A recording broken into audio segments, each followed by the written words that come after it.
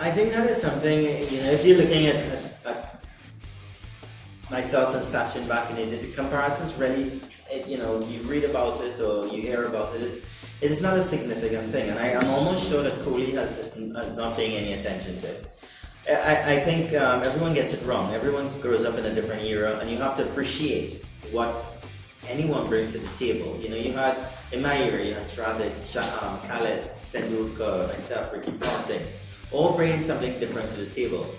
How could any of us sit down here and say, well, somebody's better than the Richards, also Garfield Silvers, or any of those great players? You just appreciate the period that they play in and move on. I mean, what Kohli is doing is phenomenal. The rate of scoring, his fitness, and the importance he plays on a lot of different things. It's great to see that the game has a leader.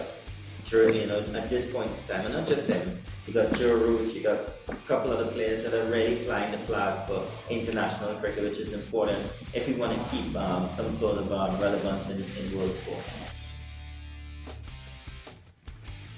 The purple patch. You don't need anything else.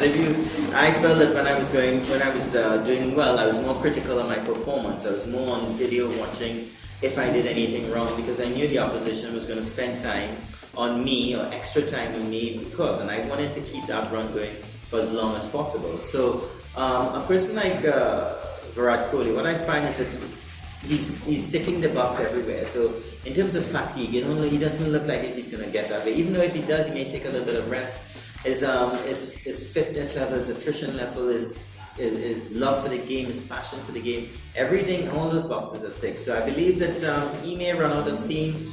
And he's not playing in the T20 series against West Indies. It might be a good time for him to take a couple weeks off. So he's doing the right things. And someone like that, and you're seeing his numbers, is simply because he's so very focused on every single thing. He's not someone that's shying away from anything. And that's an important thing for any young sportsman, is that you feel that you're at home and have a cricket bat in your hand. But somebody asks you to run 5 miles, you don't want to run 5 miles.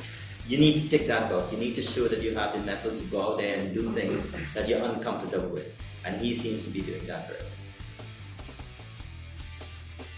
We talked about West Indies cricket. I think Sachin, when we talk about cricket and the sort of comebacks we had in the past, he would talk about Ambrose and Walsh and facing all these great fast bowlers that we have. And I can sense that he feels a little bit disappointed and sad about the state of West Indies cricket, like everybody is. Everybody seems to like the West Indies as their second, other than their home team, their second team. And I felt that in the conversation that I was having in terms of what's going on, what can be done. Obviously we have guys who great players around the world playing franchise cricket, not playing for the West Indies, which is obviously handicapped us.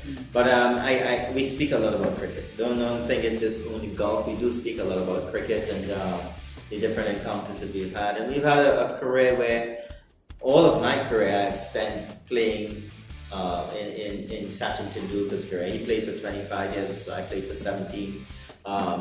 He started slightly before me and ended after me. So we have a lot in common and a lot to speak about.